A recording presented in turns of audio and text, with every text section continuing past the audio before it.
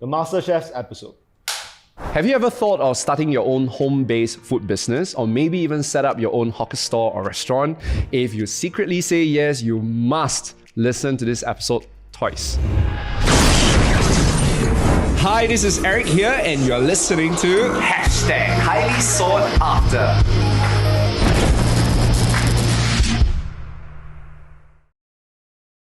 My guest today was one of the top 5 finalists in the MasterChef series here in Singapore. Last year, during the COVID pandemic, he launched his very first hawker store selling hoon kuay, and it became a hawker sensation here in Singapore. Long queues, food sold by 1 to 2 p.m., raving reviews from top local food bloggers. And as of this interview, he has already opened 4 more stores with 2 more on its way. So there's a lot we can learn from him on how we can market our food brand. So Aaron, I got a difficult question. I'm good. I just ate your hoon kuay. Really? Yes, fresh hoon kuay. How is it? Don't say it just because I'm here. Yeah? No, I wouldn't say that. It was really good, okay. And I'll tell you why. Because number one, I'm biased. Hoon kuay is one of my favorite dishes. That's great. But number 2 is I like that it's very fresh. Perfect. That you order already, right? Then the person will take and make. You do it on the spot. You do it on the spot, right? Yeah. And I like that meatball.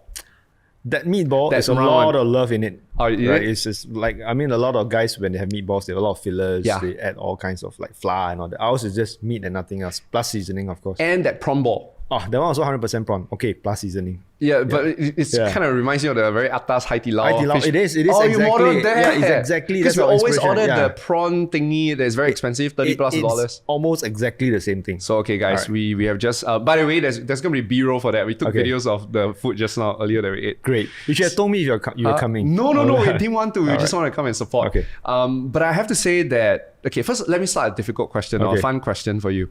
If you were to describe yourself with a dish, what would you use as a dish? Yeah. I think it's coming to me almost immediately. I don't know if it's right, but I'll say rojak. Rojak, why? Because it's a mix of everything. I'm a photographer. I'm a commercial photographer, so I do advertising stuff and all that.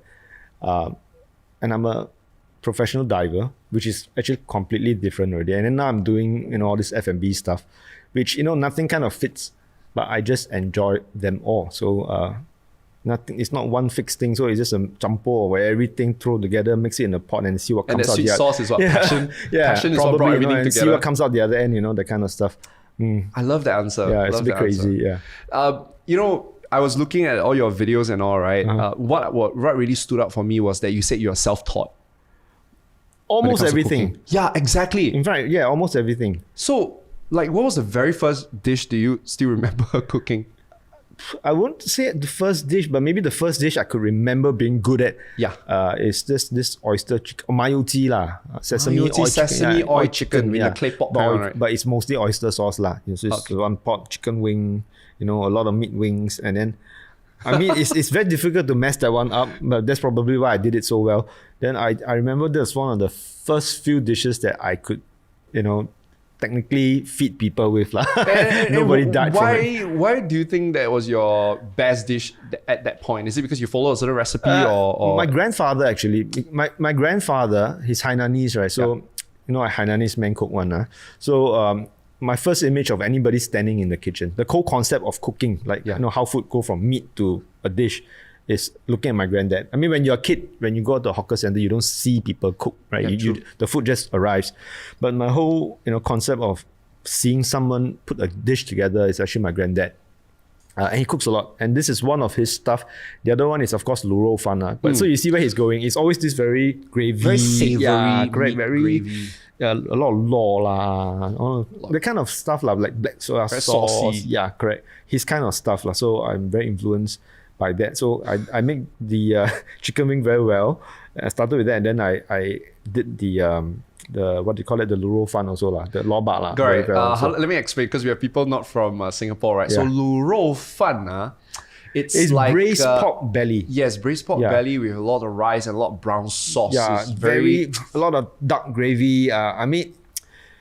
We'll have a picture and video later coming up for that. It's a lot of lard in it. It's a lot of skin, but it's very, very tender. It falls off the bone, kind of tender. I forgot to do a disclaimer just now at the intro that you should never listen to this episode. If you're watch hungry, this if you're hungry in the middle of the night. Kids, don't watch this when you're hungry or, Don't. you need food. Listen to us while you're eating your roll fan, your lunch. So, Aaron, you joined season 1 of MasterChef. Season 1, you know, wow. It's not... I mean... Pioneer. Yeah, you're the pioneer. Yeah. How did it happen? Like, do you always knew that you would join MasterChef one day? I'll be totally honest, not at all, right? It was more or less like more of a one thing led to the another kind of situation, right? Because first of all, it was season 1. So it was a big thing. Everybody, finalists in Singapore, and everybody's talking about it. And I was having a drink literally with some friends, and it just popped on one of my feeds, right? And then my friend's saying like, hey dude, you need to go, why don't you try it out? And he says that because I'm the food guy within the group. Yeah. In a group of friends, you always have the guy who books the movie tickets, you have the guy who organizes stuff, the guy who brings the booze. I'm the guy who takes care of the food, right? So we always need a friend like that. Yeah, you know what I'm saying? So you always get one guy who's like, food, he'll take care of it. If you want to go watch a movie, this guy was going to buy the tickets, It's always an unsaid rule. So I'm the food guy, and naturally they say, dude, why don't you just give it a shot? And then I thought about it. We were having drinks. I'm like, I know what, forget it. And then I thought about it a bit more, and they made the entire application process quite simple. You just basically sign on, like fill in your name. This is the first round. And then send, I know what's the worst that can happen, right? It's free. And then I think a couple of weeks, or maybe a week or two later, they sent me another email saying, we'd like to know you more. And then that's where they ask for more information, your social media, they want to see who you are, what you represent. And then I thought, okay, still, what can I lose, right? Yeah. So sent that over. And then it was the second or third correspondence, and then finally got very real when they asked you down for an interview. Okay. And I'm like, this is really happening, right? So I'll be honest, I'm thinking of like, now this is getting real. I don't even know if I want to do it, to be very honest, because like the whole Singapore will be looking at you. Like, are you do you want to put yourself out there? Because I'm not a chef, like, I cook at home for friends. What do I know about, cooking for others? And I mean, if you watch the show, I'm not a fan of fancy food. I'm just a local boy. So what do I know about this elevated, restaurant level stuff? I said, and on top of that, it was quite a commitment. It was over 3 weeks commitment, like at a go, right? So you need to fall off the surface of this planet for 3 weeks. And we didn't have our phones. If you want to know, they don't allow you to. Yeah, record. Fun fact about MasterChef is you're not allowed to have your phone. So for a lot of reasons, secrecy and all the NDAs, non-disclosure, and it's very serious. So technically, you can't have a life for 3 weeks. So whatever you have planned, you have to put it to a halt. Some of my fellow contestants actually quit their job just to be on MasterChef. Yeah, because there's no other way you could do it. So, but I guess that step is important because it weeds out all the not committed ones. Exactly. They just try. Let's go for fun. So they really want to make sure. No, listen. If you want to come in, you need to be very serious. And so I did, and the rest is history, lah. What was I'm very curious. Like, what was the interview process like? You said that they invited you down. Was it just a Q&A, or they make you cook something on the spot? Okay, I will tell you. But I don't know if I'm allowed to say, but I think it's fine. I think it's fine.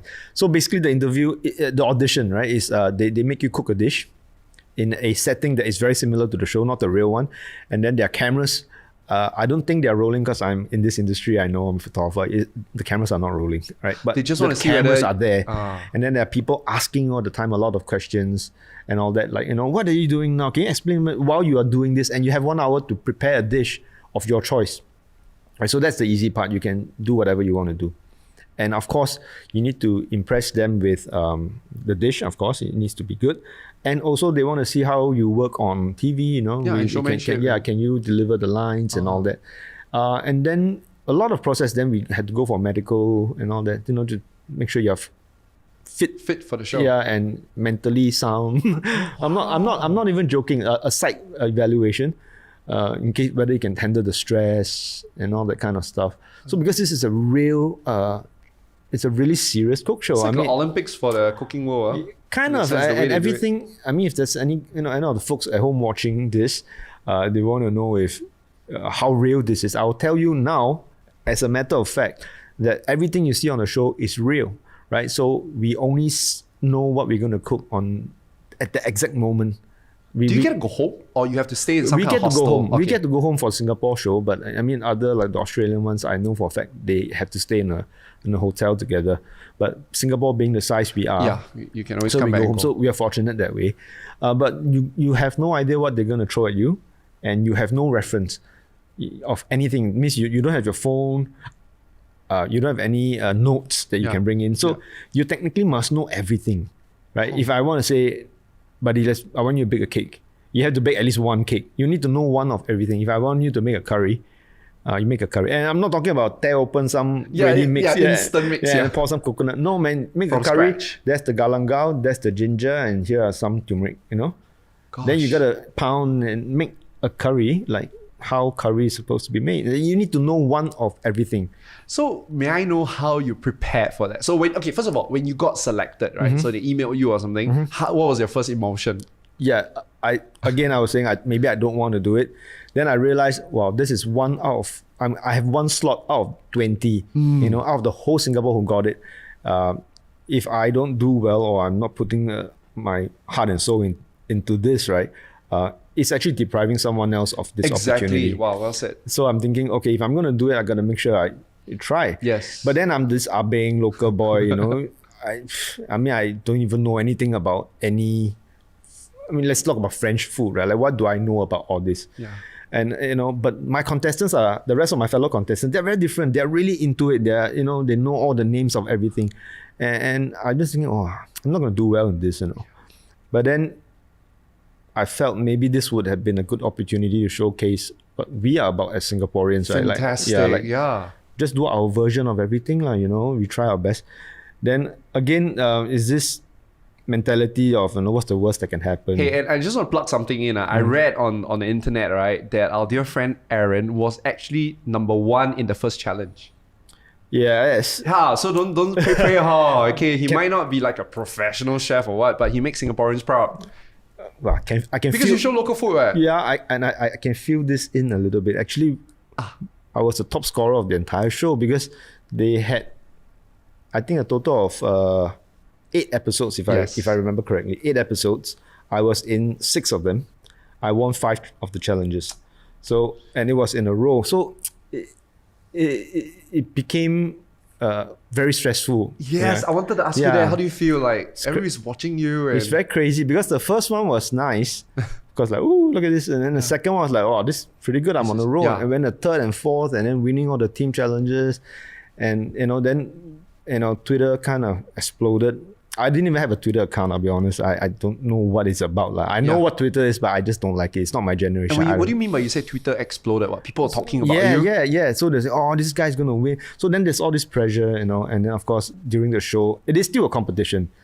The contestants, we are still very good friends. We love each other to death. Oh, nice. Up to now, we still meet up in cool. in our houses, different houses, and we hang out. We have potluck and all that before COVID, of course. Oh, wouldn't I kill to be with one of those potluck? Can you imagine, guys? All our the insane MasterChef. amount of food. Yeah. Okay, anyway. But we were never, like trying to dig each other's eyeballs out. None of that. But there is still a competitive element in the air. Yeah. So it's stressful, lah. You win 1 or 2, then everybody eyes on you, cameras on you. Like what's it? Then you feel like almost you can't fail. And how do you feel? Like, how do you mentally prepare for that show then? Honestly, after a few days of filming, I just realized the best way to prepare for this is to not prepare seriously. Because I believe a lot of students have the same philosophy. Because if you are still thinking about it, if it's going to start filming, you can't possibly prepare for something. You don't even know, right? Yeah, that you don't know what's going to happen. And I feel that if you keep trying to think of what you can do, and then when the challenge comes, you will try to tailor that challenge to fit something you already know. You get what I'm trying to say? Yeah, you overdo it, right? Yeah. But I have to say that, and that's not humble bragging or what, but you must have a certain talent, right? Because for you not to know what to cook and you are able to emerge, is it because you have a lot of experience in cooking, or you really just have a flair for it? I just a bit of flair, I think. I think you need to have that to be in a show like this. Wait, when you say flair, what? Your communication skills kind of flair? Like you have very good showmanship, or like the way you do your food is different? I think just the cooking part. Yeah, the cooking part. for me, maybe it was a little bit easier because I'm used to cameras. So maybe, because I'm a photographer. I mean, being in a studio, being in this setting here is my home, you know. I know all this equipment, right? So when I got to, here's a funny story. When I got to the set of MasterChef, there's so many crew, right? Because there's something like 12 cameras rolling at one go. And when some of the crew saw me, I know these guys, I work with them. And they, hey bro, you covering stills today? And then, no, I'm not covering stills. Bloody contestant now. Shit, no way. So funny because I work with this guy, so it's very natural for me. Yeah. So when the filming starts, you know, it goes and stand by, action. You know, everybody, boom, cameraman running around. I'm sure it's quite nerve-wracking for some of the fellow contestants who are not used to these things. Correct. Right? But for me, it's like, you know, it's normal for me. So I guess there's a bit of an advantage there. But short of that, like your question was like, how do I prepare? So I just don't, because I gave up. I realized I keep thinking, wow, if I have a chicken, I'll do this. Blah, blah, blah. Then when you have that challenge, and the challenge will usually not be a product, a kind of protein. It's like, oh, do this. But because you're so focused on chicken or whatever that is, then you just want to tailor it into a chicken, you know? And then when you go into the pantry, you don't even know if there's going to be chicken in the pantry. So you kind of set it out. Correct. So exactly. So you have to tunnel vision because you prepared too much. And you prevent yourself from being creative. Because a lot of times it's in the flow, right? Yeah, you boxed yourself in without knowing it. This is beautiful stuff. Yeah. Were there any memorable moments in that 5 episode you were in? A lot, man. I mean, the first one is probably like you mentioned, the first win. I mean, because that was the point that tipped the scale, right? Because everything that happened before that was, I think I'm pretty good. I like what I cook, but hey, what the hell do I know about what's nice? Maybe I'm wrong. But all my friends say it's nice. But then again, they are my friends. My family say they are nice too. But again, that's family. So to feed experts, you know, like judges, how is it going to fare? So when you win the first one, I think that gives a vote of confidence. And you make you feel like, okay, all right, now we're talking, you know, like, I can actually do this. Yes. So that's that. If you ask me, that pivotal moment, that kind of assurance. Yeah, exactly. Yeah. Then, of course, the rest of the memories are really the behind the scenes stuff with the fellow contestants, which I told you we are still very, very good friends. And a lot of the times I know for a fact that the producers and all the directors want some drama. But unfortunately, we are not the US version where we want to dig each other's eyeballs out. You know, we're just very mellow and very love. Like, okay, you want to cook this? Like Zema, after that, we are not bickering about anything. We are going in and giving each other a lot of encouragement, you know. It's completely different from what I expect. Very wholesome, exactly. A very wholesome episode. Yeah, but it's very twisted because you know, for every challenge that you go in, you're gonna come back with one guy less. Yeah, it's like Squid Game, man. You know what I mean? Like, my God, you're right. It's like your friends are, but you know, going in there that my main job is to make sure you don't come back. Yep. Right.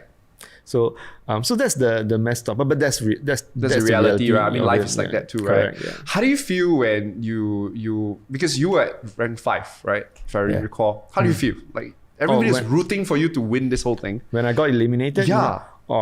I tell you, I'm not trying to be sore about it, but I think that was the best way to get eliminated.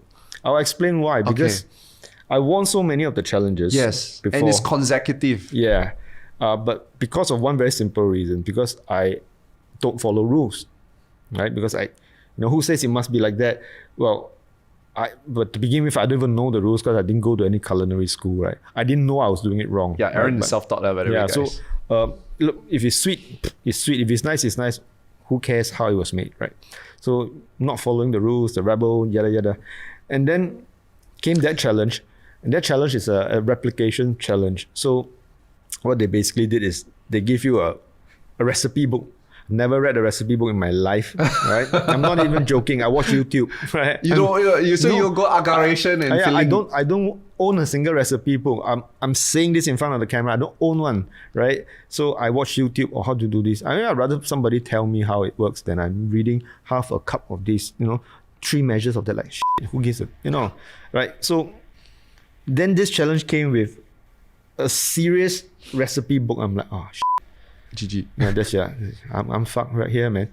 So I wasn't able to follow a very clean, all the items measured for you. All you need to do is put it in order as per what the recipe says. How can you mess this up? But I just can't do it because Don't Wow, follow. now I understand why you say that in some way it's actually a very nice way to exit. Exactly. Because your brand is a rebel, you go by your feelings, and the episode essentially, naturally you fail, right? Because you don't follow rules. Yeah, correct. Because I just follow who I was. I mean, in hindsight, of course, I wish I did a better job. But because when they say, okay, your time starts now and the clock starts moving, all your strategy and all that goes to hell because all of a sudden you're in the moment. So you naturally just do what you are good at doing. Yeah. At some point, you would go back to that default. Yeah, correct. Go back to the default setting, and I was just. It's just silly lah, but it's good fun. No, it's great. It was great, nice, entertaining watching you. It's a very nice way to sum up the whole thing.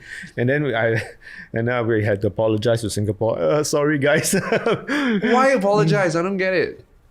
Because there's a lot of people, man. They're disappointed, right? exactly. Yeah, because so many of us were rooting for you. I mean, there are kids watching this show that wants me to win. I'm like, oh, I'm sorry, I messed up your dreams. Yeah, good. And now, so 2018 was that competition, Correct. right? Then you started your very first store, Jiak last year. Last year. So there was a gap of 2 years. What were you doing after you left MasterChef? Okay, right after the 2 show, years. there were a lot of people wanting to collab. Yeah, correct. And then there were endorsements and all that stuff. But in the end of the day, I'm still a photographer, right? That's my job, my studio, my business. I've been a photographer for 20 years, 22 years at the time, right? So I realized that I'm not going to do anything else, right? But I did do a few pop-ups and other in restaurants, collaborations with other chefs. So, I went through the entire process, doing all the fine dining stuff, big plate, very small food, wow, very pretty, take 1 tweezer. They was like that. Yeah, I did that all, customers sitting right in front of you, watching you do every little thing, and wear a chef jacket, atas until, wow, your name on it. Yeah. But I just didn't like it, and again, no offense to these guys who do all this. I mean, they're all masters, but it's just not my stuff. Yeah, it's not you. I just feel that food should be very honest. It shouldn't be so fluffed up and so wayang, Just, it is what it is. It should be kept simple. And I'm a local boy. I like this kind of local flavors. That's it. So I tried a few of that. I didn't like it. So I stopped there. And so I wasn't expecting to do anything until COVID, So COVID was a trigger. Yes. Well, I read I don't know if I read somewhere or I watched it somewhere. Okay, but it came from somebody else. So I'm just saying, I am paraphrasing here. I'm just using someone's line, okay? You know what COVID has done? It has literally made liars of us all. Why do I say that? Because for the longest time in our lives, we always say if we had the time, we would do this, do that, right? That's our go-to excuse. I'll get out of jail free card. It's like if I had the time, I would learn a new instrument or pick up a new language, something, clean the house, whatever. But now with COVID, especially during the circuit breaker, we have all the time in the world. How come you never realize any of your dreams? Oh, good one. Yeah. So you've been lying to yourself all this while because all the time I'm saying, I'm busy making money shooting, I gotta make a living, you think the petrol free, I gotta pay the house, blah, blah, blah. I'm going to F&B, okay, if really all else fails, if I have the time, okay, I would open a hawker store, right? And then now, COVID slaps you with all the time you need. Then I'm thinking, if not now, then quite frankly, when? Yeah. And I know a lot of people saying, COVID, it's also uncertain and all that. It is uncertain in F&B in general, but it depends on which sector you're talking about. If you're in the restaurant business, then seriously, guys, they're having a really hard time. Yeah. Okay, it's really difficult, and I understand completely. But if you're talking about what I'm saying in the hawker, food and coffee shops and all that, those are staple. That's the backbone of the industry. And I mean, I hope touch wood, but I don't. Here. Yeah, I don't see how we will stop having hawker food. Yeah. You know what I mean? You get what I'm saying? That's We can't close it down because Yeah. if there comes a day where a hawker or coffee shop has to close down, Yeah.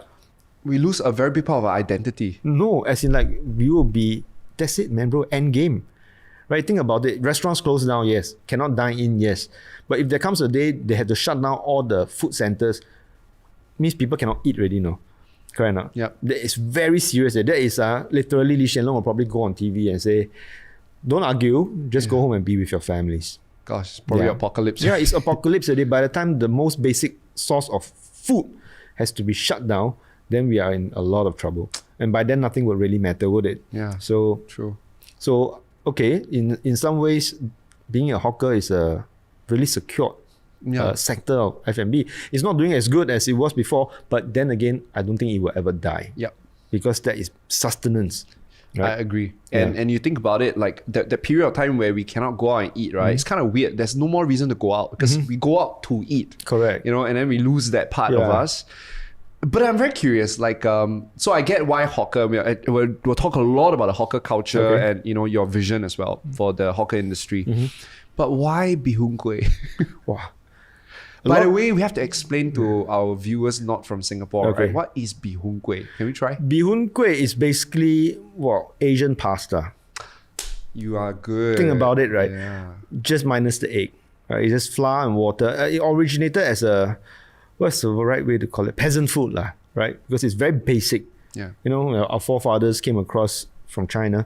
And they had flour, they had water, there's some anchovies, you know, we call them ikan bilis, small little fried fellas.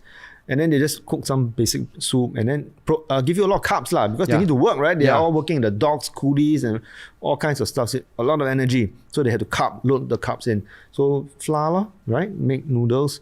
And then instead of cooling these noodles, which requires skill, they just roll it out. The original traditional bihun kuay is a ball of dough and they literally pinch it out. It's actually more lumpy than what we are doing now. Yeah. But ours, of course, we roll it through a pasta machine and then we tear it by hand still. So we are still very close to the original, just slightly more consistent. So that's what it is. It's hand-torn pasta, Asian version. I love that. Yeah. Oh my God, I'm going to tell all my foreign friends that. That's the Asian version. The Asian version. Okay. Chinese pasta. Yeah. So why this Asian version? First of all, I like it. So to me, it's a meal that I enjoy. High five. Okay? Yeah, I agree. Because I don't think you can cook something with passion if you don't bloody like it. True. Okay, you can say all you want, but I think that's at least the baseline you need to have. As for why, but then again, I like a lot of other food. Yeah. Okay. But bihun kuay falls into this category of comfort food. Right. But then again, I also have a lot of other comfort food. Yeah. But bihun kuay actually is one of the more unique ones. Think about it, because I do a very solid wonton mee, for example, and the luro fan, for example. Yeah, all this stuff. Braised pork rice. Correct. Yeah.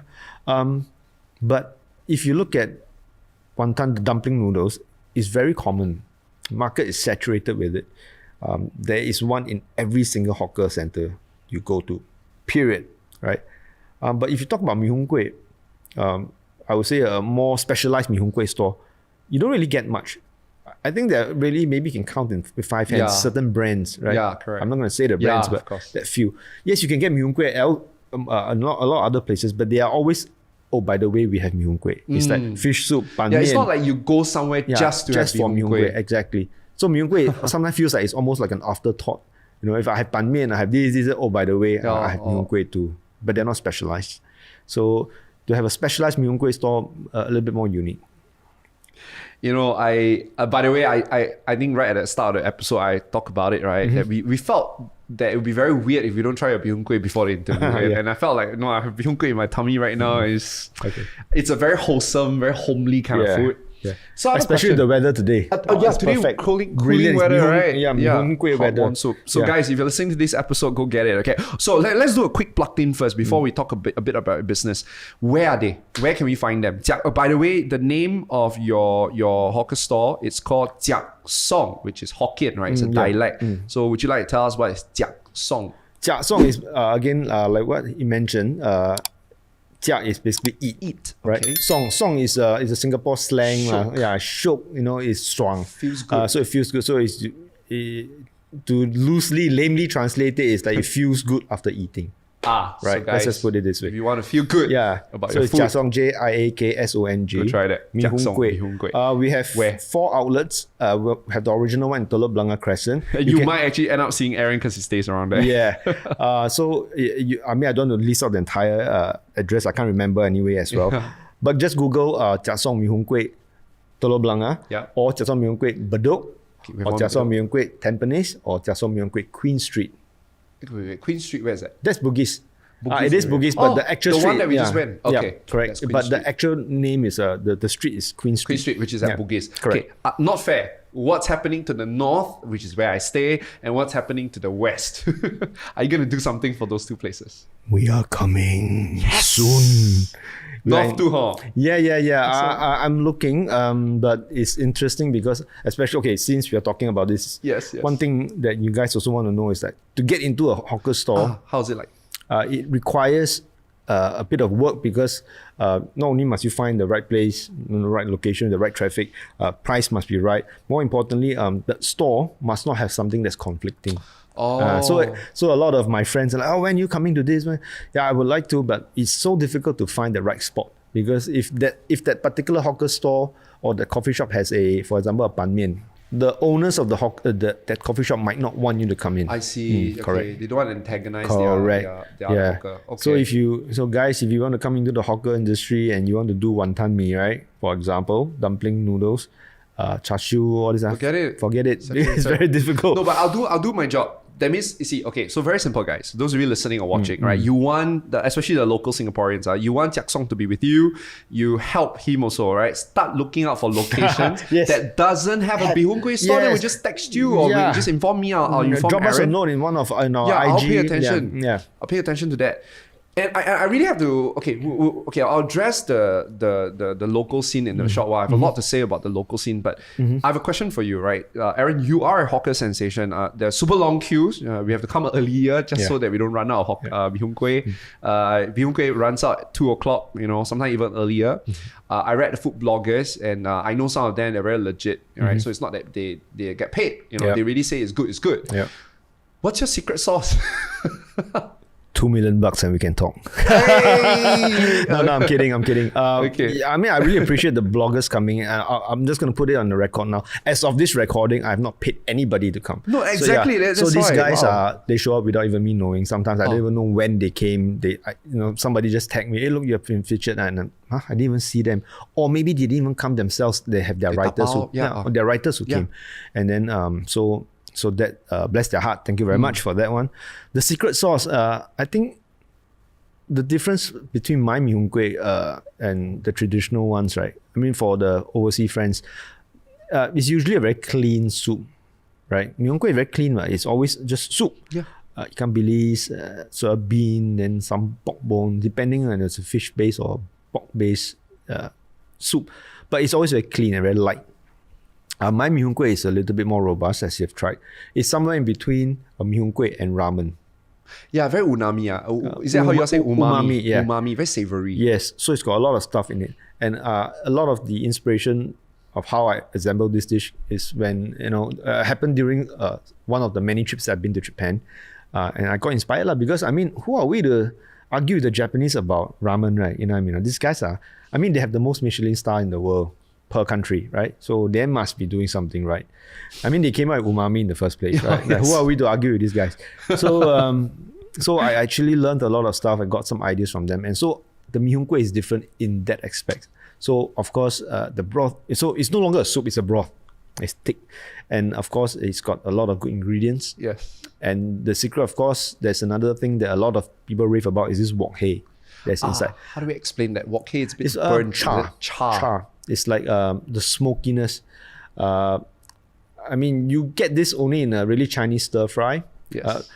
Friends from the West or overseas, don't confuse it with barbecue smoke. It's different. It's not like cherry wood or the kind of hickory kind of smoke. It's the kind of char you get out of a very strong fire as you stir fry in a big wok.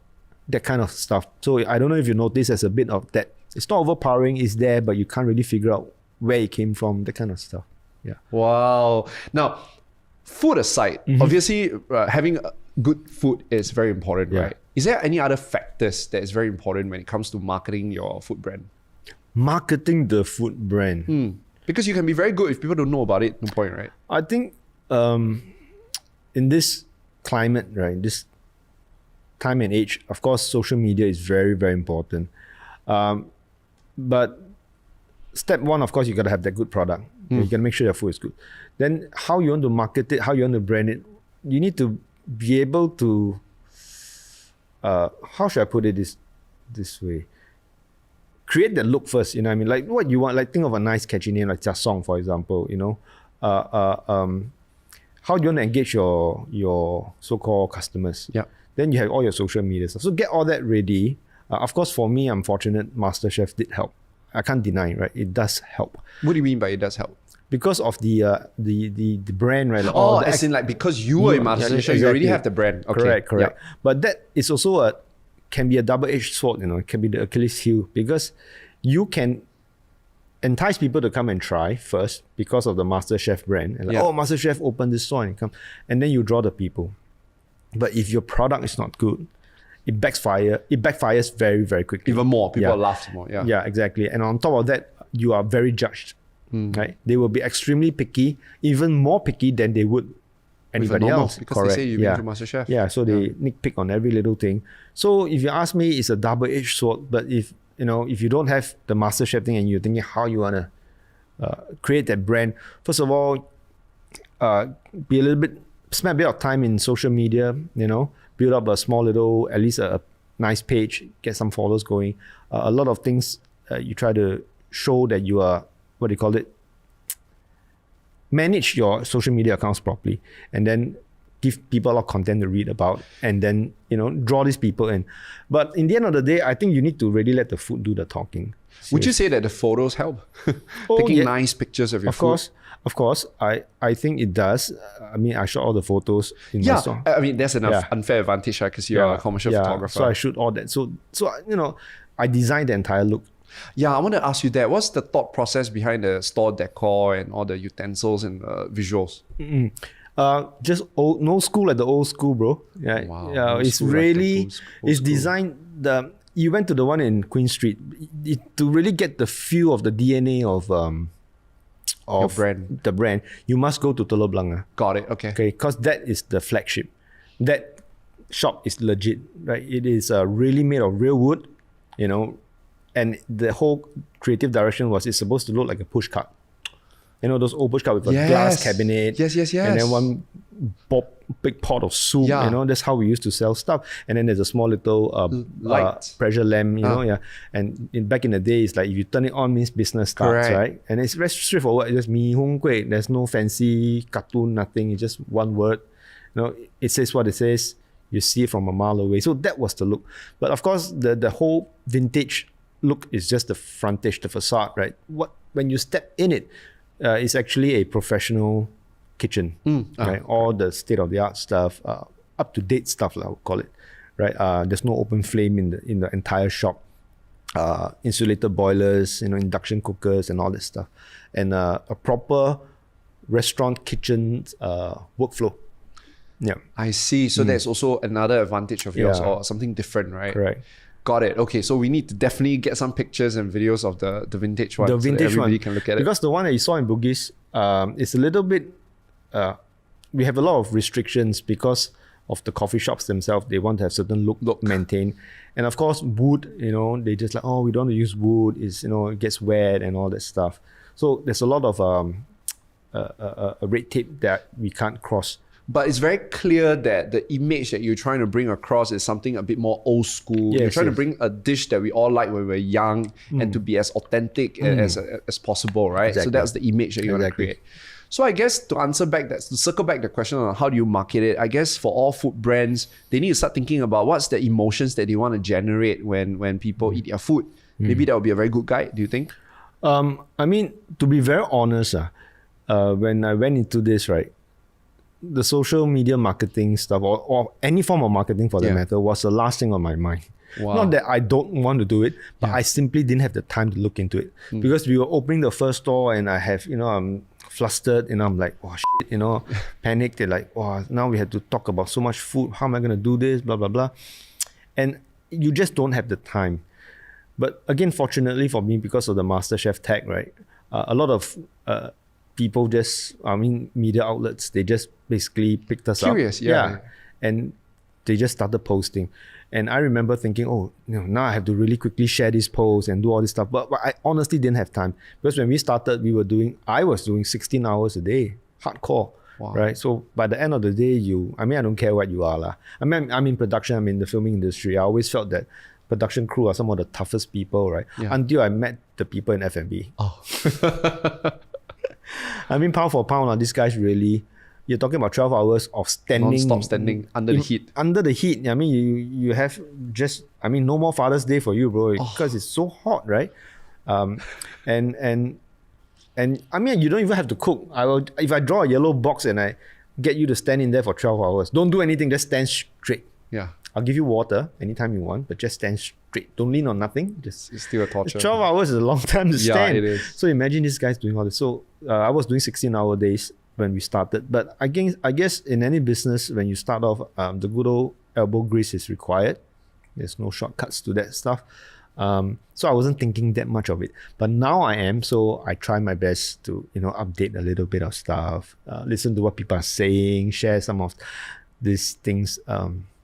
But in the end of the day, I think I spend more effort making sure the food is Got it. up to There's a standard. saying, right? That be so good at what you do, the world loses its breath watching you do what you do. That's nice. Yeah. I Yours hope- would be, I hope that comes true for me in some ways. Yeah. Maybe yours is what? Be so good at what you do, right? People ask for a second serving. There we go. that would be best for business, there we right? go. There we go. What if someone comes to you now, right? A young guy? Because there are a lot of young entrepreneurs who want to dabble in F&B, and I noticed something very interesting, that these young people do not mind setting up their store at a hawker. Because during my generation, I'm from the 80s, right? Like, I mean, I work in a hawker center for my cousins as well. It's a very tiring job. Correct. But I'm noticing young people setting up Western food stores, setting up pasta stores at a hawker. Yes. And even beer at hawker. What's happening in this whole hawker scene? Yes. Okay, these are very interesting times, to be honest. Yeah. Especially in this COVID and all that. Sorry. Especially in COVID. Interesting because just before this pandemic, the hawker culture is obviously having some problems. Yeah, shaky. Because the truth is, more people are retiring. The old guards are retiring more than young ones are taking over. Correct. That was what's happening. And then all these people are talking about reinventing hawker food. You hear that all the time. We want to reinvent hawker food. Wait, the young people saying that? Yeah, the young people. Now, don't get me wrong. I think it's okay. However, I don't think that's what I want to do, because it's not the food that needs to reinvent. It's the way we make this food that needs to change.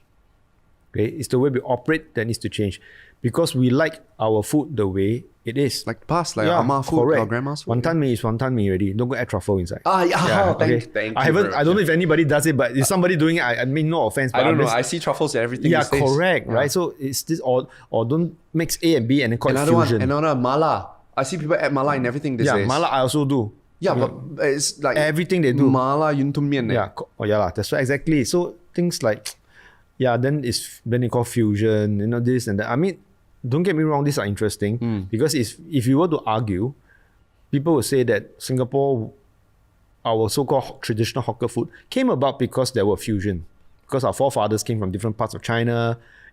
Like our Hainanese chicken rice, it should not be called Hainanese chicken rice, right? It should be Singapore chicken rice. Yeah. Because if you bloody go to Hainan, there's no such thing as the kind of chicken rice we have here, because we have tailored it to suit our taste. And that only happens if people do fusion, and then Understand. blah, blah, blah. So I'm not saying that they are wrong. I'm not saying that it's not good. But what I prefer to do is we don't need to reinvent the food. We need to reinvent the way we run a hawker business. That's what I think. So which is why when we came to my business, I want to adopt stuff that the restaurants are already using. It could be a workflow. It could be equipment. And these things are actually very accessible. These are not new technology. I mean, induction. Everybody knows what's an induction, but a lot of hawkers, you'll be surprised, don't, right? Or insulated boiler. If you guys must know, it's just a big pot, right? Like it holds 170 liters of whatever you put in it. But it's insulated. So it can be Still a rolling warm. boil inside. Yeah. But if you touch on the outside, it's lukewarm. Yeah. And once it's boiling, it shuts itself off. And because it's insulated, it keeps warm for 12 hours if you cover it, right? So it's very efficient and you don't get burns. Because if you look at the old school guys, right, they have a big stock pot. Yeah, and then they the have a metal big burner at the Yeah. bottom, and it's so hot, it's flames, it's dangerous. And if you touch your, this parts, it's like you Burn. see a lot of chefs have all these burn marks Burn mark. because when they leave the lid, the steam comes up and all that stuff. So all these things can change. And then this whole how to manage your entire workflow like a restaurant. I mean, a hawker store is essentially a mini restaurant kitchen. It is what it is. It is small, but it has everything that is needed. That as a restaurant, just in a small scale. So if you do all your first in, first out, have proper containers for every item, labeled and everything, then it makes it very systematic. And how does that benefit the hawker? Like when things are systematic and things have a workflow. Then you become blistering fast. Yeah. So I started doing 16 hours a day because I was so flustered. There's things everywhere. And I'm like, we need to get all this, declutter the whole damn thing, right? We got to make it very clean, very systematic. Get one pinch of this for one pinch of that, and then you make this, for example. And then I start making charts, right? Because I realized I can't do everything by myself, and I need to make sure somebody else can do it when I'm not around. But then again, I have all this training as a cook, but this person might not know all these things. So to simplify it, you need to itemize everything and make it into a SOP, right? So it's the same concept. I mean, I'm doing for hawkers what McDonald's has done for fast food, what Henry Ford has done for cars. Yeah. Because back in the day when somebody wanted to assemble a car, it was 2 or 3 engineers and they spent 2 months to assemble a car.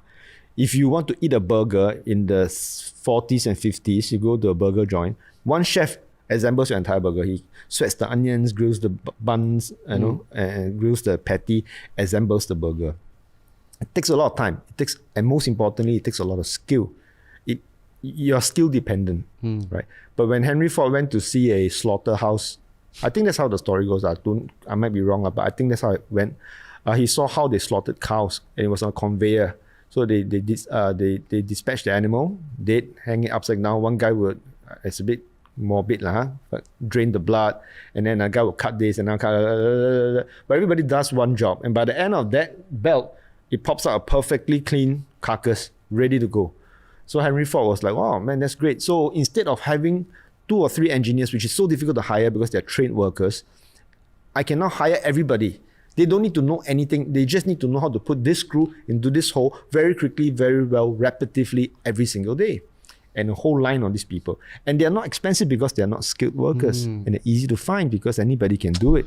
Oh my God, I'm getting it now. Yeah. So then that's what you want to do. Because if you want to have the product like only I know how to do, then what if I'm sick? Yeah.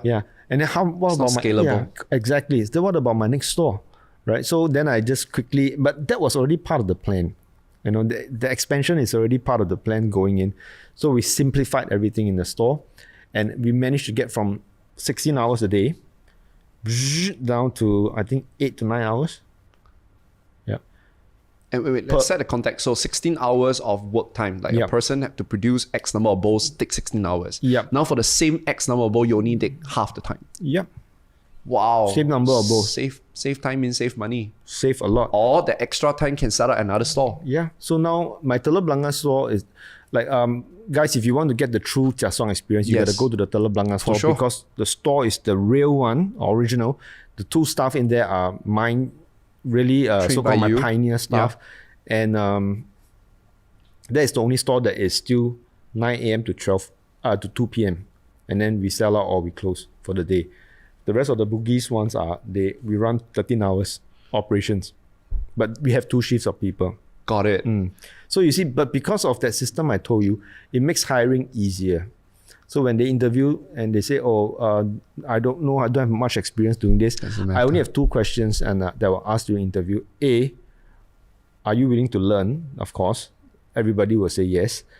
B, can you cook instant noodles? If the answer is yes, then okay. Then we can talk. I wanted to say can you follow instructions? So they follow your instructions to get a food. Yeah. But then that's the nice part about it is also because for example, when you're using induction and all that, you can set the temperature. It's not like gas, man. Gas, you got to turn, then you look at the flame, agak here. Yeah. But induction, explain. Agak means estimate, right? It's an estimation game, right? Correct. You look at the flame, or you put a marker, this line follow. So there's no consistency in the food. But then it depends on the outflow of the gas, isn't it? If you have a full canister, this marking is still stronger than if that canister was half dead.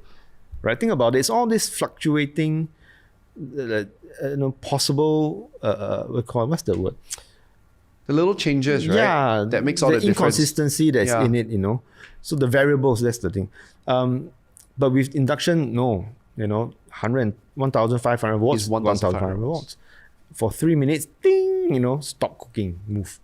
This is beautiful. I've Yeah. never seen the hawker business that way, right? But Yeah. that's also the reason why restaurants can scale. Yeah. Because they have just one head chef, but they have a system. Correct. Right? That is replicable. Correct. So if a hawker can start thinking that way, number Yes. one, safety. Yes. Number two, maintenance of quality of food. Number three, they have the potential to scale their business and Yes. grow. Correct. And be very efficient. That means we don't have any food wastage. Our food wastage is equivalent to zero. Why do you say food wastage is zero? Because a lot of people, again, this is difficult to explain, but we par cook our stuff, right? So we take out what we need as we need them. It's like Right, in the factory world, we call it just in time. Just in time manufacturing. So I think Really? it's the same thing. Yeah. Exactly. Yeah, you don't waste. It's like, but for example, if you're doing chicken rice, that's difficult because you have to think, today I want to sell 20 chickens. So you have to cook in the morning. And then maybe if you don't sell 20 chickens, you're going to have 2 guys, 18. Then I'm going to do the last 2 chicken, that kind of stuff. But we will never have this problem because we will take them out as we use them. And it's prepped the day before. Portioned nicely. Again, I said everything has its boxes. As we need to do of course we plan, okay, today 200, for example. Today we want to sell 600 bowls. We prep for 600. But as we are going, looks like it's going to hit past 600. We have more because we prep 2 days. So 2 is 1, 1 is none. Yeah. And so we will never run out. We will never run out A, and B, we will never have food wastage. Beautiful. Yeah. Beautiful. So I hope the rest of you guys listening to this, I think this will be very powerful, not just for the F&B business, but for any business for that matter. Yeah. To think in terms of systems. Correct. Right? That can your business run when you're not even around? Correct. Can you still produce the same standard? Yeah. Now, I mean, before the interview, we were just casually talking a lot about the local food scene, right? Right, yeah. Let's talk about that. Like, what do you think are some of the frustrations right now today about the local food scene? I have to pick one, or do I have a few? Oh, wow. Too many. We have time for 3. You can talk about 3. I have a couple of them. But to say across the entire F&B industry, I'll say the first one is labor, for example. Like, that frustrates me because we always, I think everybody knows this it's been a problem since day one that it's hard to hire. And a lot of Singaporeans are not willing to pick up to do the job. Exactly, yeah. And I'll be honest, and this is my experience, Singaporeans, a lot of them very spoiled, very entitled. I literally have a girl came and said, I want to be a hawker and all that. Yeah. I said, okay, may I know what is the pay you're expecting? Of course, I asked her experience. Oh, I've done a little bit in a cafe. So she's not very experienced, but I'm willing to teach, that's fine. And I asked her how much are you expecting so that we're on the same level. Yeah. Or if you give me a number, I see whether I can meet you there. Correct. And she says 3,000. And I'm saying, excuse me, 3,000 is you giving to me or I'm giving to you? Right? You have a no experience person coming and she's expecting and she said it in such a way as though 3,000 is already very minimum, by the way. That kind of feeling. And then it's very disheartening. I'm like, listen, girl, this is not a Michelin star restaurant. You work in a hawker store. So it's a bit difficult to find labor. And of course, I feel that the certain rules and regulations also prevent a lot of people who want to come in, especially the hawker scene, for example. I shan't name the agencies, but I would say the government sectors that are governing this whole hawker scene makes it very, very difficult for young hawkers. I'll tell you, it's an uphill struggle. I will tell you that everything from the bidding system, if you want to get a store in a hawker center, you have to bid for it. Right? It's like an auction, right? It's not ballot, my friend. Bid, that means you throw in whoever gets the highest. Yeah, exactly. The highest bidder wins, which I find extremely strange. I don't think it's right because if I'm not wrong, these agencies are, they're not here to lose money, but they're not a profit-driven organization either. But what's the purpose of bidding or an auction, so to speak? Correct. Is to drive the price up, right? And then the young entrepreneurs will not have the kind of Correct. capital, right? Yeah, or they bite off more than they can chew. Right? Because if other agencies were to follow this concept, then for example, HDB, I tell you finish. If HDB allow bidding, I tell you the low-income family have got no house. Homeless. Yes, exactly. They will not be able to afford a house. But HDB have figured out that it should be based on fairness, and so they go for a ballot system, right? So it's a the luck of the draw, right? Or if you get it. And I think it should be this way. It should be more controlled. You shouldn't have so much red tapes. And of course, the price has to go down, because I'll tell you, and this is online, so I'm not disclosing anything, right? So if you go to the certain particular website to check the last successful bid for the past couple of months, there are some stores and over at Tiong Bahru, right? That is, I think they bid for $5,000 or something like that. For a hawker? Yes, I'm not even joking. So this champion who bid this price, if he were to hire one staff, at least he has to at least hire one person, right? I'd say, and you cannot hire foreigners. You got to hire Singaporeans. And Singaporeans not going to work for anything less than $2,500. Let's say give her or him 2,500 plus CPF, maybe 2,800, 2,900, right, out of your pocket.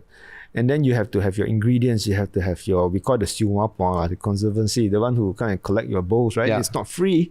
And then if you want to engage somebody to wash your bowl offsite, that's another $900. Yada, yada, yada. Before he can roll out his shutter on the first day of his opening, he would have been 10,000 in the hole. Easily. Now, if you're selling mee hoon kuay, how many mee hoon kuay must you sell before you are even making a profit? That you have covered rent, overheads. Well, assuming a bowl is $3, you go and count 1,000. That's 300 bowls. Yeah. No, my God, more than 333 bowls. But you sell that sales. That's not profit. Think about it, my friend. Yeah, and that's actually just break even only. Correct. So that's why these people cannot shut down. They cannot have an off day. They cannot do half day work. They have to do a 8, 9 hours, 10-hour shift, because they cannot close the shop. They need to make it happen. And after they do it for 6 months, they burn out. They're like, shit, I don't want this life no more, blah, blah, blah. So all this talk about supporting the hawker culture, UNESCO and all that, yes, we want it, everybody rah-rah, but after the fact, there is not enough support. I'm a hawker mentor, right? This said agency has done this thing called the Hawkers Development Program. I think it's very interesting. They give you an opportunity to learn from hawkers, and they get guys like us to be mentors, and we teach them. Okay. But after they teach them, they don't give them any opportunities to do anything. Oh, it's just a learning thing. Yeah, it's just a learning. Then there are some things like incubator stores that they offer. But these incubator stores are in places that the business will not survive. You know what I mean? They're like, the armpit of Singapore, literally. One corner, obscure places. Or they even have places like, it sounds very nice, Maxwell or Amoy Street, if I'm not wrong. Yeah. But excuse me, it's COVID. Yeah, we're not working. We're all working from home. You can't go into CBD now. These guys, you are setting them up to fail. And I'm saying this as a guy who has been through it, so it's wrong. So this is one thing I really feel frustrated about, the inability to hire foreigners. We can't find workforce, and then all these red tapes that are making it so difficult for young hawkers who wants to come up. That's one of them. And I think a lot needs to be done to improve. And there's a lot of room for improvement. Let's just put it this way. And the other thing that I really have issue about, this is a little bit more personal. I don't know how to call it though.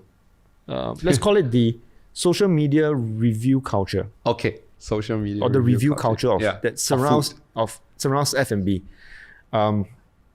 Basically, people writing reviews, or people giving a comment or giving a rating. Correct. I'm not talking about my store. So this is generally. Yeah. Because I personally have seen a lot of F&B establishments that I personally like. That means like certain wanton mee. Yes. Or I personally want them good. But then, there are always the haters and all that. We are talking about these people, okay, who talks about all that. And why I think this is a problem, accountability, okay, I feel. Now, don't get me wrong, I'm not against feedback. I love feedback. I treasure them, I appreciate them, but only if they fall into 3 very important categories. Food quality. Of course, if there's something wrong with the food, I need to know. Okay, thank you very much. I really want to know. Food hygiene. Okay, so if it's unsafe, something went wrong, I need to know. Yeah. Service, right? So if it falls into any of these 3 categories, great. Yeah. These to me are feedback. But it becomes difficult when it goes into the personal realm, like my personal opinion, because taste is a notoriously so subjective. Subjective, exactly. What you like, somebody else might not. And when your review is based solely on your personal opinion, then it's very difficult to address. Yep. Right. But don't get me wrong, I think it is still okay if you are a professional in some ways. Say, for example, you are a food blogger, you are a food writer, or even just a chef, a real chef. I think that's still okay because to some extent, you know what you're talking about, right? And that's how it used to be because before the days of social media, food reviews are always in magazines or in newspaper. Correct. When they, by professionals. Correct, usually. by professionals, food writers, food people. But these guys, these days, anybody who is anybody can comment. Anybody with a phone and a social media account. Correct, they can comment. Yeah. But my question is this, who are these people? For all we know, this guy can't even boil water to save his life, right? But they're commenting about food. That's akin to me telling Tiger Woods, that looks like a bad swing, bro. I could do this swing many times better than you. Tiger Woods turns around. So do you play golf? I never held a club in my entire life. But I know a bad swing when I see one. Does it sound fair? Yeah, it doesn't sound fair because Yeah. if you don't know, you can't judge people. I feel sorry for a lot of these F&B establishments because when they do that, I mean, if it's an opinion, fine. But if they start to give reviews, what it actually does is, or give a star rating on Google, for example, it actually affects someone's business. 100% because as a consumer, we actually do look at reviews. Exactly. But we will not question the review. Correct. So it affects someone's business. It undermines people's hard work that they put in just because of your own misplaced judgment. Okay. And of course, I can tell you a lot of stories. I mean, you just tried my food today, right? Okay, let's talk about me then. There was once a person who wrote in and said that, oh, your soup is disgusting. It has a burnt taste. I think your chef must have over-fried the ikan bilis. I'm saying this, if that person is watching this, I'm talking to you, right? The chef must have overcooked, burnt the ikan bilis. That's why it had this burnt, disgusting taste. It's very bad. You should ask him to watch out, not knowing that this wok hei Was intentional. Yeah, it is intentional and it's the specialty of the store. Yeah. It's like you walking into a sushi restaurant and complain that the meat is raw. I mean, so you need to know what you're eating before you go and shove it down your throat. That's one. B, the moment you talk about ikan bilis being over fried and then creating this char taste that is this wok hei, right? You know for a fact this person has not a blinking clue about food or how it's done. Because I can tell you, darling, it's a lady, I can tell you, darling, if you can get wok hei out of over frying your ikan bilis, you need to bottle that up because you'll be a millionaire. You need to sell it by the gram. So these are the people who are making these comments. Yeah. And that's just me. So, but when I read other food establishments, I feel very sorry for them, like, oh man, because I know for a fact that they're really good. And this particular person just has a different opinion. Yeah. And I feel sorry for them because it's embarrassing. They think that by going against the grind, they feel like maybe they're very opinionated. Yeah. But that's not. Because if everybody likes something and you're the only one who doesn't, chances are you are the weird one. Right? It's the same saying, right? If you can't find the ass in the room, it's probably you. Yeah. Right? So, and I don't think it's healthy. So I don't think these people should comment so much. I mean, think about the work some established. I mean, if it's within the three exactly the three things that you just mentioned. I agree. But if it's just, I feel it's not nice, I won't go back. I won't encourage anybody to go back. I don't think you need to say all these things because somebody worked hard, And most importantly, last but not least, I don't recall anybody asking for their opinion. Because if it is somebody post a picture of their food, for example, and I've seen this, and they're just proud, now this is our food.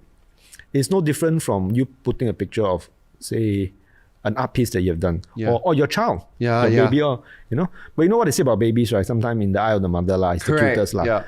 So, but that picture of somebody's food, somebody's artwork, or somebody's baby, is just them sharing what they are proud of. Yeah. They are not asking for an opinion, but when you come along and say, "That's an ugly ass painting, man," or that bowl is I tasted it that day, it's so bad, I didn't want to eat it again. I mean, how would you feel if I look at a picture of your baby and say, that's the ugliest thing I've ever seen in my damn life? It's just rude, right? So that's the thing that I feel that social media is a double-edged sword. Correct. Right? Exactly. Just like you said, MasterChef, is that yes, we are given a platform. Correct. All of us given a platform. But we need to practice discernment in our work because words have power. Yeah, It's exactly. life and death. Exactly. Well, that's very powerful. I mean, okay, I'm in the social media world. I mean, we do sometimes get like we will share what we feel about experiences, but it's very nice to hear from your point of view that hey, every single word that you say, can uplift a person or can bring a person down. Which is why there's a saying that if you have a chance to be kind or to be right, always choose to be kind. Yeah, and especially in today's world. Exactly, and that doesn't cost you anything to not say certain things. For example, don't punch down at people. Or another way to do it is public compliment, private criticism. That's the way to go. So if I really think your income is even, I mean, there's no basis for that. But even if she comes from a good place, you see, you think about it. If she has come from a good place, she would have understand that a business is tough. Exactly. I'm gonna still give you a good rating. I will say what I like.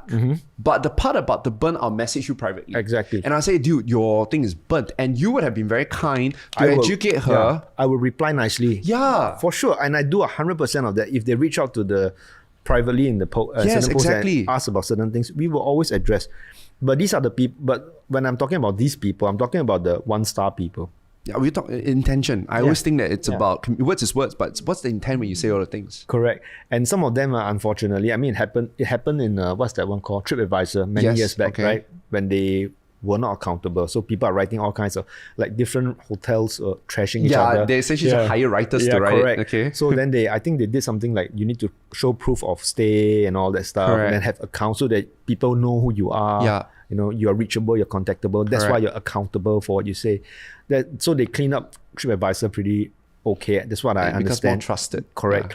Yeah. But these guys, I tell you, man, I'm gonna share another story. There was this lady who wrote in privately that our portions are very small. It's not enough for her. So when you write to me privately, it's my basic decency to respond. And I say, I'm sorry you feel this way, but what you must know is our kuay, right? If you have seen it in the store, it's pre-cut to a certain size. It's about 120 grams. If you eat a bak chor mee, bak chor mee is noodles, basic minced pork noodles. It's 100 to 110 grams. Okay, if a ball of bak chor mee is like that, or wonton mee is like this, but ours is 120, so it's already more. Okay, so we're actually serving you more than what you will get from a standard noodle shop. But however, it's good to know that if you want more, you can always add noodles. It's like $1, you get more, like upsize, supersize my mee kuay. But I think you are I think the word I used was if you are a bigger eater, that's what I use.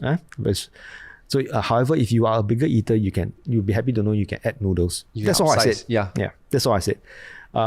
This lady took offense that the word bigger eater, and she is offended because it wasn't a standard.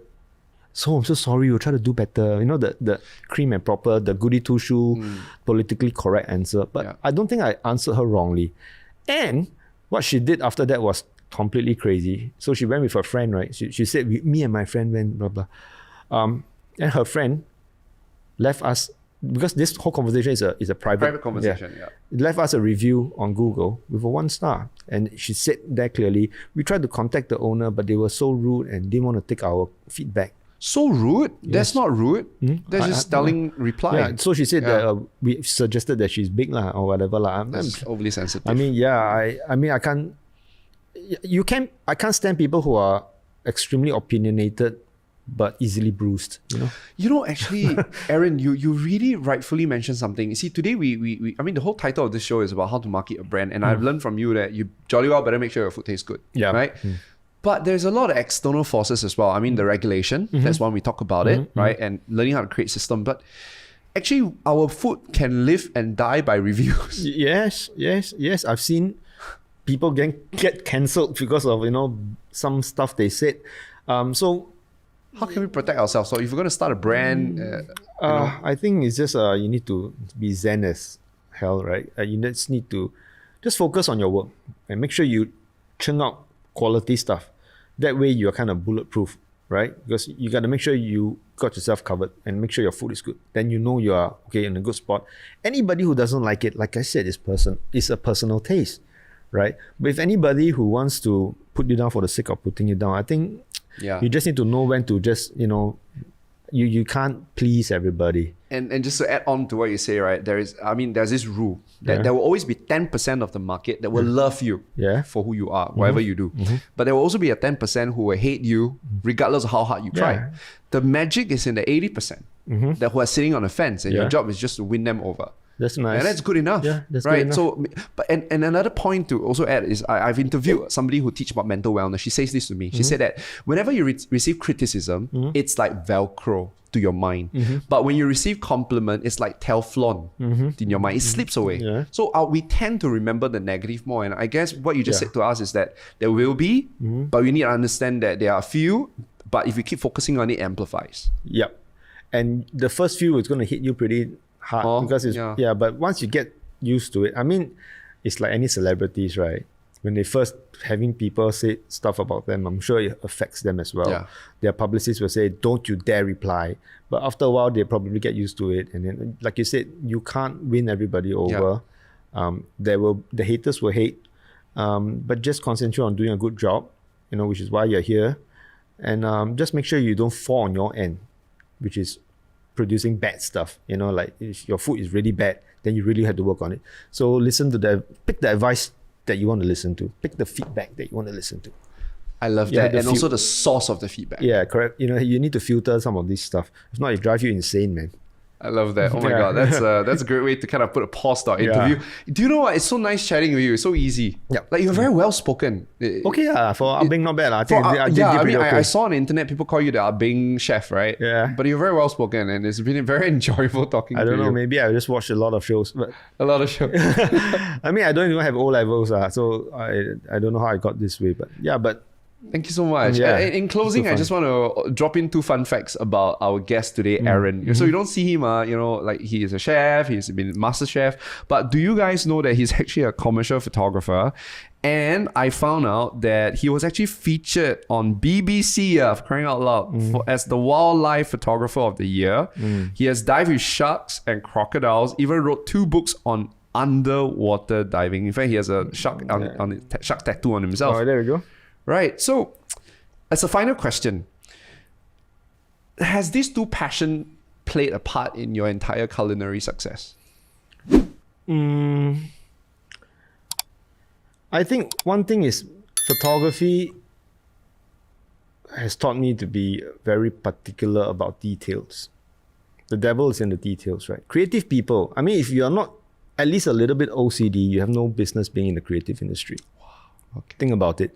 If something that is obviously ugly as hell is okay to you, then you have no business being in this industry. Okay. So, being a photographer, being a director, DOP and all that, we are looking at light, very precise things. We zoom in 100 times and look at small little thing, can we fix this hair? Can we do that? Can we try this look again? Can we, we're always improving and very particular. So it's a perfectionist thing, right? It doesn't help that I'm Virgo as well. So you're Virgo. Your birthday is just around the corner, just over. 29th of August. Note it down, guys. Huh? Yeah, 29th August. Yeah. It's over. Vouchers or cash will be very nice. I'll give you my pay now. We visit him in Telok Blangah. Yeah. So I think that attention to details is what helps me a lot in this F&B. Although I know it sounds very far apart, but if you look at the mi hoon kuay, especially having eaten it just now, right, you realize that every single component has love in it. For example, of course the broth we all know, the noodles hand torn we know, the bak chor is a very by the way, it's their thing, right? Nobody actually put a lot of effort into bak chor. A lot of bak chor, explain English. Bak chor means minced meat. Minced meat. Minced meat on the top of the noodles. The small minced meat. That nobody really care much about it. It's usually just boiled in the soup and thrown on top of the noodles. But if you eat our bak chor or minced meat, it's very tender. It's been brined. It's been seasoned. The meat slice, the pork slices, which again is like people just boil it and then pop on. That's it. Get out of here. Ours is very tender, again, brined and seasoned. So each component is good enough on its own. That's what we want to do, right? Every single component is on its own a rock star. So that's the attention to details. I think I'm trying to explain, like every little thing. So same thing for the branding, same thing for how the store looks. My ops manager is not one such person. He's a operation guy. So he bought a pink color mop. I nearly died lah. Why? Then he's like, "But why? It's a mop." I said, "But the entire kitchen is stainless steel. Yeah, it's something called pink. Yeah, if it's not black, white, Grey. or grey or silver, it should not be in here." Nice. Okay. Then then I look at him. Do you see a pink color mop in Ding Tai Fung's kitchen? When you can see it's glass, Yes, right? yeah. Do you see it in Ding Tai Fung's kitchen? Yeah. No. So please, take it home. So that's the photographer, director speaking, Okay. not the chef. In a sense. Yes. I want things this way. So attention to detail, very big. Maybe a bit difficult to swallow in the beginning, but once you get a hang of it, I mean, people around you, then they know how you work and the results that comes along. Then they understand why it needs to be done this way. And the passion for sharks. What about that? You are Oh, extremely, so crazy. passionate. You have a shark on you, and you are also involved. You're the pioneer and ambassador of an anti-shark finning campaign. Yes. And I see very popular people like Jackie Chan, Maggie Q. They're involved. That's a crazy story that I wanted to share. Please. Using your platform to at least give a message. And every time I have an opportunity to talk about sharks, I would do it.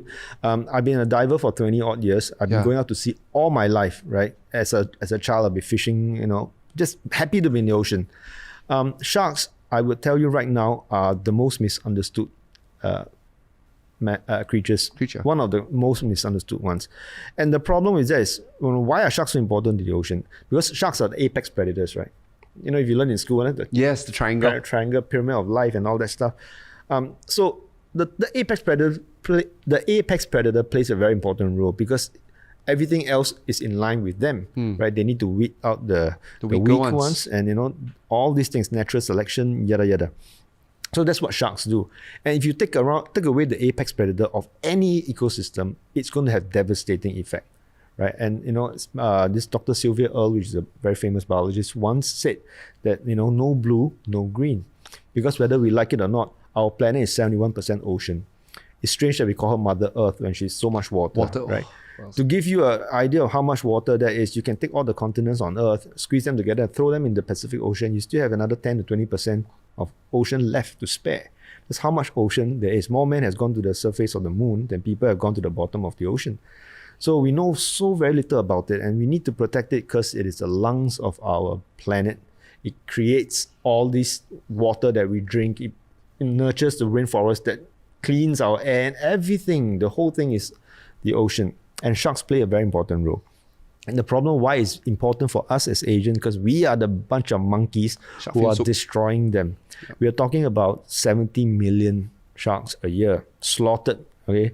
Not for the whole carcass, not for their meat, just for their fins. Yeah. A lot of times they are cut off alive and they're thrown back into the ocean alive. Yeah, and I heard it's very cruel because sharks actually breathe by moving. Exactly, so if you cut a exactly. Fin, I read, my sister is a diver, so exactly. It's fucking cruel. Yeah, so they actually drown. That's what's happening because sharks, unlike most species of sharks, not all sharks, doesn't have that muscle in the gills that pumps water like a regular fish. So in order to breathe, they are always swimming. When they swim, they open their mouth and the water basically goes in and it aerates the gills, and that's how they breathe.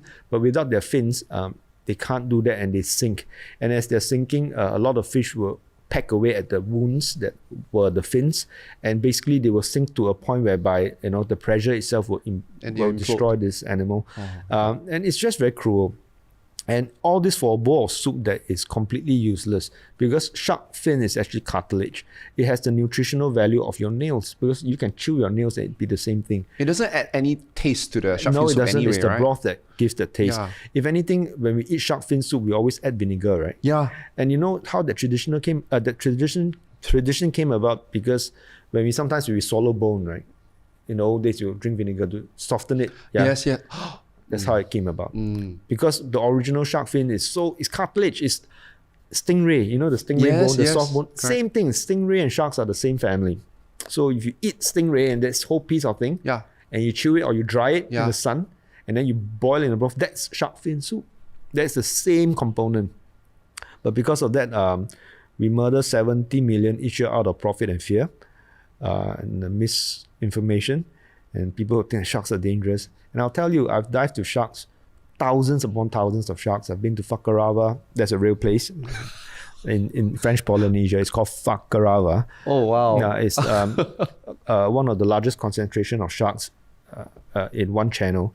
You dive with thousands of sharks. I fed 4-meter tiger sharks this close. And I will tell you now, if these guys were man-eating monsters of the movies, I won't be sitting here with you guys, man. Yeah. I mean, he farts, I die. He doesn't have to do anything. He's an apex 4 meter of pure muscle with a very mean business end. The eyeballs are about this far apart, right? It's a big fish. The mouth is this big. Gosh. It's a big and it's just very big animal. I've got a lot of pictures of me close like that. We'll get some pictures. And I don't feel threatened at all. These guys clearly know we are not the food. They are smart. They are not stupid. They have feelings. They have characters. I'll tell you, a couple of years back, I shot for a shelter, a pet shelter for dogs, right? And I came out. No, I didn't come out with the idea. I suggested that we should take pictures of all these dogs up for adoption, so that nice portrait, so that people will adopt them. So I went to this shelter. I don't kid you not. When I went into the shelter, and a lot of these dogs are mistreated, right? They're abused dogs. They're Singapore specials. They're big boys. And they have a fear of humans.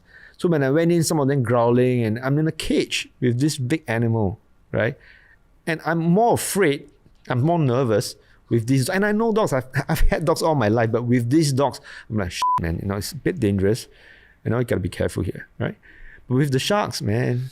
Wow, what an irony. Yeah, it's an irony, and people say that they are. I think Jaws kind of ruined it for us. Yeah, I mean, Spielberg has famously said if he had a choice to go back in time to fix one thing, he wouldn't make Jaws. Yeah, 1976. I didn't know that. Yeah, but yeah, I think that was the reason. We're gonna need a bigger boat. That's what. But Jaws, yeah, it created fear in a whole generation that went on, and just people thinking that sharks are just out to kill you. Animals. Yeah, but even if they were, let's just put it this way. The truth is, even if they were, it is their home. It's not like they came onto the beach, grabbed you and pulled you in, You went into the water. And who are the people who always get into trouble? I'm going to say this, if I have surfer friends, I'm sorry. But they're always a surfer, the spear fishermen. These are the two main groups of people who get into trouble with sharks. And you ask me why it happens, let me ask you a simple question. What is, for example, great white sharks and maybe tiger sharks, right? They have problems with the surface. Why? Now think about it. What is the main prey item for great white shark? Seals, sea lions, right? These guys. Now if you're a surfer, on the surface, you're on a cigar-shaped board, and you have your hands on the side. It looks like a sail. Yeah. And you must understand there is no knowledge in instinct. If you throw a ball, the dog will chase it. Yes. Why the dog chase the ball? What is he going to do with the ball? He doesn't know what to do with it. He brings it back to you, throw it again. But why does he like it? Because it's the chase. And he has gotten it, your dog has gotten it from the ancestry days of being a wolf, which is hunting a rabbit or a rodent or whatever. So you throw the ball, it chases. What does it do with the ball? It doesn't really know. A shark, there's no knowledge in instinct. When they see something dart across, looks like a prey item, they go for it. They bite it. And the truth is, a lot of these surfers survive. Right, they swim back. Maybe they lose an arm or leg. It's very morbid. Those who don't survive, usually because they bled out. Right, the arteries are cut, and then they because the shark bite and realize it's not, and then the shark just left. Yeah.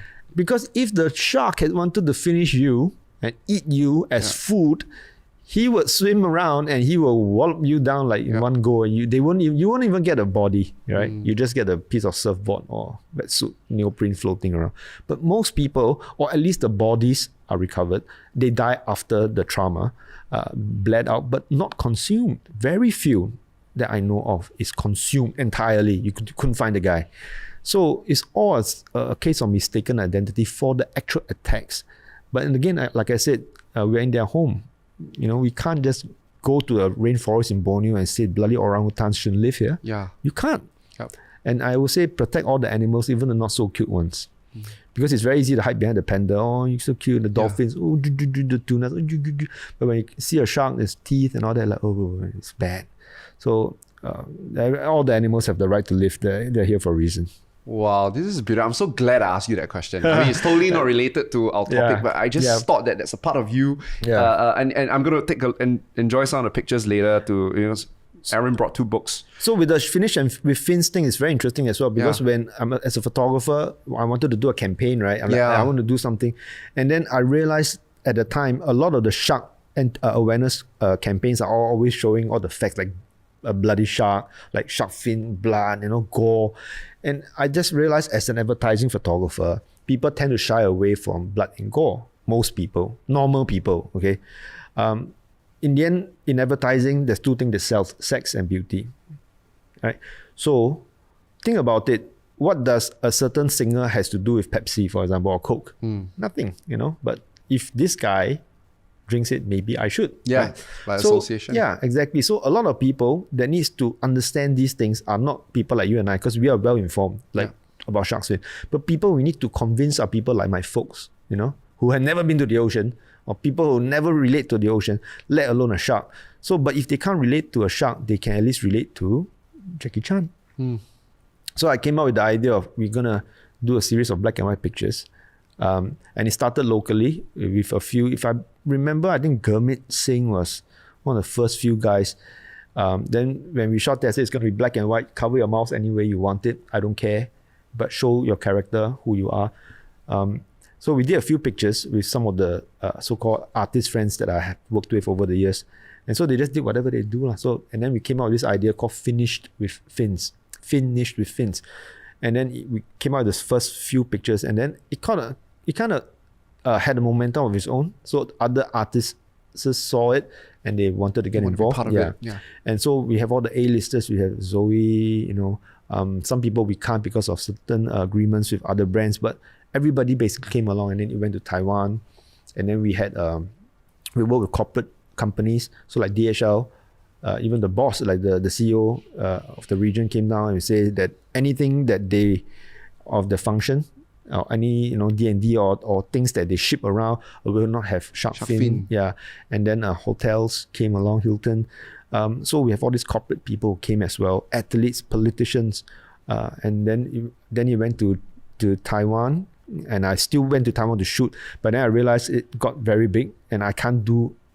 I mean, I would like to shoot all these celebrities, exactly. right? But it's not about me or my portfolio. Yeah. So I said, to make it work, I need to give it to somebody, and I handed it over to Shark Savers, who is a proper NGO, and then they allocate whoever is there in that country to shoot local it. photographers. Yeah, with this template. Style. That we have, and then that's how we got to Jackie Chan, and then Maggie Q. a lot of folks. Then I kind of stepped back and think. It's become bigger than me, so then I just let it do its stuff. And but over the years, shark fin consumption in Asia has dropped by almost 70%. Yeah. In closing, my final question to you is this: like, everything you touch seemed to grow. Your photography. Yeah, and then you got featured in BBC, and then the shark thing, the shark campaign, it grew to a global phenomenon. And then you cooking, got into MasterChef. Now you have 6 stores. What do you think is that? What do you think is that one thing that secret? I mean, we talk about secret sauce, but is there that one thing that you have that allow you to be able to have this Midas touch? I think without doubt, I know it sounds like a cliche, but it's a cliche for a reason, because people repeat it enough for it to become a cliche. For like a wisdom, like first principle, what would that be? I would say the key word is passion. Yeah. Because you can't shit yourself with all this. You can't bullshit your way through it. You cannot do anything well if you're not passionate about it. If it's just a job, then you're just going to do your job. And there's a lot of people, even my friends, say, I love my job. I think it's a bit overrated when they say it. I would say you like your job. You don't necessarily love your job. My first question would be, if your boss says, I'm not going to pay you no more, would you show up for work? And most people say, hell no, of course not. Then you don't love your job. Because if I'm not paid, I'd be still taking photographs. I'd still be cooking. Maybe not for people, but I'd still be cooking. That's passion. That's what you mean by I love my job. You don't love your job, you kind of like it enough. Right? So the point is, find what you like and make it into a business for yourself. I'm sure you enjoy what you are doing. Well, I love it. Exactly, right? Yeah. And even if I say I'm not going to pay you no more, you'll still be doing a lot of these things for whatever reason, just in case somebody wants to watch it, somebody wants to listen. Because that is you. This is your stage. This is your passion. So if you find it, whatever it is, then go for that one. Beautiful. Yeah. Beautiful. That is Aaron, all right? I'm going to call him Shark Boy next time. All right, baby. Better than Hoon Kuay Boy, I guess. Thank you so much. And Yes, I really pleasure, man. sincerely wish you all the best. Thank you very much. With what you do. Yep. And hopefully one day we get to see more young people in the Yes. hawker scene. Yes. And that, everyone supports this Yes, culture, because correct. hawker is a very big part of us. Correct. Just a shout out. I mean, as in like, if you guys out there want to get into the hawker scene and you guys really inspired and really want to learn and do something, come talk to me. I can give you advice. Or if you want to join our team, you can learn a lot of stuff from us. Just reach out to us in our Facebook. Awesome. I will collect all your social media all the handles. I'll handles, put it yeah. in my show notes. Great. But give us one right now. What's the easiest? I mean, I guarantee there'll be people who reach out to you or tag this interview. How do they reach out to you to say thank you? For Okay. this? If it's just going to be for the hawker stuff, then you just go to Jiak. Okay. JIAK SONG. Yep. Okay. Okay. For me, if you want to ask about photography or some personal advice, it's really just me. Then it's aaronwong.sg Super. on IG. Or you just hang out in Telok Blangah. Yeah. Oops. Yeah. All right. Thank you so much, Right. Aaron. Good Hope to to see see you you, buddy, again. man. Cheers. Cheers, buddy. Cheers, man. So this is Aaron Wong, and I got so much takeaways from him. I think there are two big takeaways for me. The first one is to cultivate a portfolio of passions. And it can be very disparate, but sometimes what Steve Jobs says is true, right? That the dots don't connect until you look backward. So start paying attention to what you truly love. And I like what he said. If you don't get paid money for it, will you still do it? If you do, that's a passion. And once you have this whole portfolio of passion, go develop it, spend time at it, clock the hours, because you've got a potential, to be a master in that craft or in that passion, and to be so good at it that the world cannot ignore you. I think that's the biggest takeaway for me from my episode with Aaron. And so if you guys love hawker food, you love bihun kuay, you're from Singapore, do go check him out, say hi to him, tag him, support the local food, because that's how we can keep that culture going. If you love this interview, we do this every single week on YouTube, and you can hit the subscribe button, switch on the bell notification, and I'll see you guys at the next video.